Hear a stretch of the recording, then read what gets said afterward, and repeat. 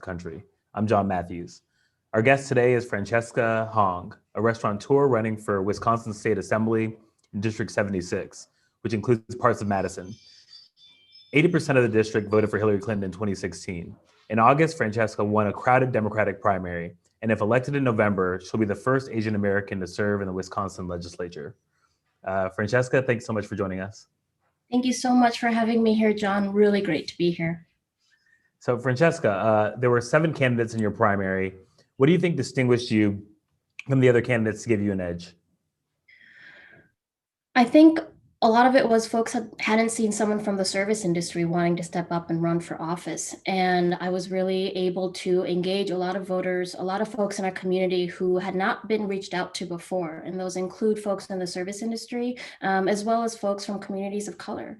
And my platform really was to not make this campaign about me, but to make it about the issues that were impacted and clearly set ablaze when COVID-19 hit. And I think for me, I've always believed that government should be enabling coalition building. And I've seen here in this community so many coalitions being built to make our community stronger. And I don't necessarily want to be a voice for those communities. I really want to represent them and be a conduit to make sure that they're at the table as well. Our campaign slogan was sharing the table, because for us, it's not just about bringing folks to the table or having a seat. It's about making sure folks' voices are active in the decision-making power. Thanks. Can you talk a little bit more about that coalition? What does that coalition look like in Madison? Yeah, so Madison is going through a relatively tumultuous time, but it's full of a lot of opportunities. We've got folks who have been working to make sure that we have more community control of our police. We've got folks working to meet the demands of food insecurity. We've got coalitions being built here to amplify the voices of youth. And, you know, restaurants have not always been a part of that activism and coalition building, but it really makes sense that we are. Restaurants are a community space where we have people from all different backgrounds coming together, sharing food, and being able to have conversations that they may not be able to have in their workspaces or their home spaces. And so I think the coalitions that are being built here are now finding that there's so much more that connects us than divides us. And for me, it's really about making sure that the leaders of those coalitions are heard. So Francesca, you speak about opening the table, like you literally open the table at your restaurant. Specifically, you are providing food to people who need it and to offer a space for service industry workers to reflect and talk about mental health issues. How has this support network helped you cope with the pandemic? You know, I think I have to frame this in the way of how leadership, what we think about when it comes to leadership. And for me, it's always been about surrounding myself with people who care and with people who probably do my job even better than I do. Having a space where we are supporting one another and caring for one another during the time of COVID-19 is critical. We saw service industry folks not only get their hours cut, but get laid off. And this was not just the service industry. This was happening all across our community here in Madison. And I think it's really important that we understand that tackling our mental health and making sure that we're taking care of ourselves is really the best way we're going to be able to take care of each other. And when we have such inaction in our GOP-led state legislature right now, it's important that working class folks and the people have the power to take care of one another. Yeah, I was going to ask you about that. So you've spoken a lot about wage protections and just the lack of living wages for folks. How has the state legislature failed in that area? Our minimum wage is $7.25 an hour, and that's not talking about the sub-minimum wage or the tipped wage, which is $2.33 an hour. It has not changed in over 10 years. And worse than that, the state legislature makes it so that local municipalities cannot make those changes on their own. Our fight for 15 is just a start. $15 an hour minimum wage should be the bare minimum for folks to have to be able to have their own purchasing power and be agents of their own change, to be able to have better livelihoods. And so at the state level, it's so much about controlling funding for these communities that are trying to help the people. And we have leaders right now who only represent really their own interests and special interests. I mean, the GOP, the Assembly speaker is a landlord, and the GOP didn't go into session for over 180 days. And when they did meet, they wanted to make sure that landlords could enforce late fees instead of trying to help folks who are in housing crises. So the current state legislature is not a reflection of the needs of the people, and it certainly is not reflecting the needs of my community here in Madison. So let's talk about the needs of the people. So you've built your career in the restaurant industry. What other changes need to happen to benefit the industry or to transform the industry, especially given what's happened with the pandemic? Yeah, so the pandemic has really exposed a lot of the inequities that are in the restaurant industry. And I think it's important to, for restaurant owners and for folks in the hospitality industry to take this time to really reflect and reimagine what we can do as restaurant owners and restaurant workers that can be reflected in our broader community to make our community stronger. And the inequities in the restaurant industry, especially when it comes to wages and are what is reflective of our current government and what we need to do to help restaurants right now, especially since they themselves are, really community spaces.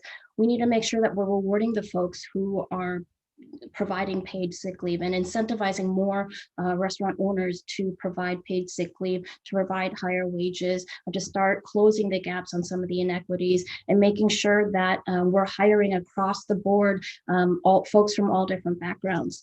The restaurant industry, service industry workers in particular, are vulnerable because there's very few barriers to enter the industry, right? So we've got folks who are coming from very difficult backgrounds. We've got immigrants, we've got folks who are coming out of incarceration.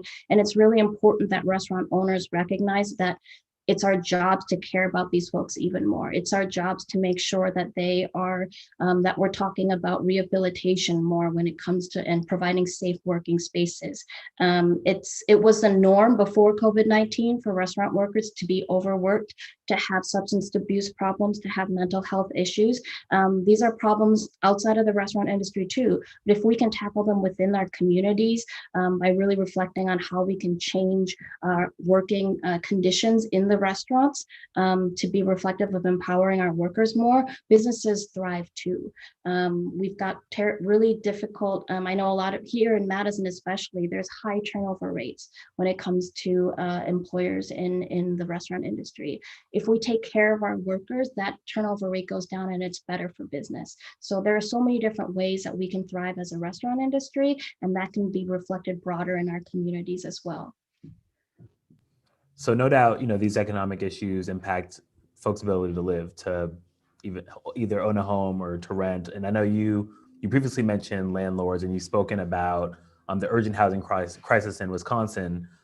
You've also suggested canceling rent as a way to get through the pandemic. Do you think there's a political coalition for canceling rent in Wisconsin right now?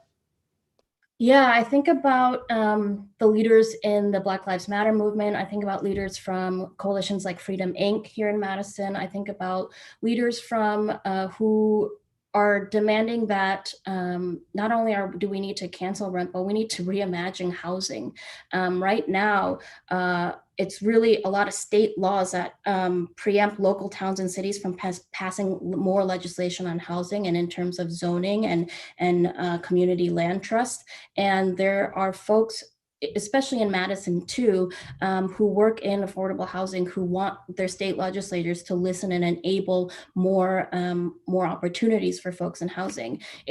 It's a crisis in itself, and it's a crisis for small business owners as well, because our workers are having trouble finding places to live and be able to rent. In a town like Madison, the average medium income, you have to make over $55,000 a year to be able to afford really a studio or one bedroom apartment. I think that's absurd, considering in the hospitality industry, the average salary is about $18,000 a year. And so there's a lot of moving parts to this, but it's all very much connected. Even within the restaurant industry, that's connected to housing, and it's at the state level that we need to make sure that these local municipalities have the ability and the resources to help their local communities. Can you talk? Housing sets and folks who are living in tents and local parks right now, and they're, folks are city at the city level, people are talking about taking that away. So I think when it comes to the housing crisis, there has to be multiple levels of involvement from the state in terms of making sure that larger equity firms and land developers don't try to take some of these land spaces and commercial developments that are going to be empty, that we're making sure that cities are able to purchase those and nonprofits are able to purchase those to be able to provide more low-income housing, and that we think about, when we think about wages, increasing wages is going to help, and having a $15 minimum wage and possibly higher is going to help to make sure that folks have more purchasing power to be able to provide housing for themselves. Thank you, Francesca. So very important question. I love ramen, but I feel kind of basic. Like I feel like I have kind of basic ramen ordering skills. Can you tell me and all of our viewers like what we should know when we're trying to order ramen, so that we cannot be basic when we're ordering ramen? Well, I mean, basic is pretty subjective here, John. I think that the beauty of ramen is that soup itself is just good for the soul. And we don't want, the authenticity or the traditional mechanisms that surround the culture of ramen to prohibit anyone from being able to enjoy it. I think really, if you go to a place that doesn't have 18,000 things on the menu and their focus really is on the ramen, just trust that they know that that there has been a lot of thought and energy putting into building that bowl and to have it as is. And if you're having ramen at home, there's definitely like tons of kits, and I know a lot of ramen shops around the country are sending kits home for folks to build it at home. Don't be afraid to experiment. But I think when you go to a restaurant, and especially if it's an independent, small, local restaurant, that there is so much thought put into the menu and the way they treat their employees, that to just trust that, what's on the menu is probably good, and don't try to, go overboard with the substitutions and the asks for it. Just know that that's probably going to be good as is. Just I have trust issues. I have to admit, but I'm gonna work on it. Um, so next topic, I think we've talked about housing, we've talked about just like economic justice and people being able to take care of themselves. I'd like to turn to policing. So you won a primary supporting defunding police over an opponent, police officer who defended policing and police unions. What do you think your win says about how voters are thinking about public safety in this moment? I think voters are very well informed right now that we all deserve to feel safe. But unfortunately, the cost of policing is not as involved in that conversation. And when I talk about cost of policing and the fact that police presence does not make a lot of communities of color, Black folks, brown folks, even Asian communities feel safe. And so what does that mean in terms of the fact that most city budgets and state budgets, a large chunk of that money goes into policing. There's a lot of nuances to consider, but I myself know that we can work towards abolition, that will mean more liberation for folks.